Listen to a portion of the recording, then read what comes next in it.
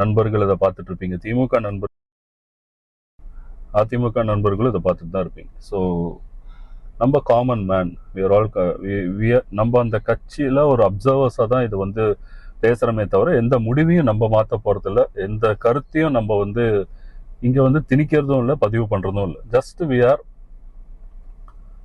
Exchanging thoughts, ideas and happenings which is revolving around us locally and internationally. So that is our contention of you meeting me and I am meeting you on a regular basis. So நீங்க என்ன நினைக்கிறீங்க, எப்படி இந்த அரசியல் களம் எப்படி இருக்க போகுது நெக்ஸ்ட் 4-5 months, எந்த மூவ் யார் எப்படி பண்ணா, எந்த அலையன்ஸ் எப்படி ஃபார்ம் ஆச்சுன்னா தமிழ்நாடுக்கு நல்லதுன்னு நீங்க எல்லாரும் ஃபீல் பண்றீங்கன்றத உங்க கருத்தை தெரிவிங்க. So which will be encouraging for me also to come out with more informative videos and more informative discussion than a gossip talks.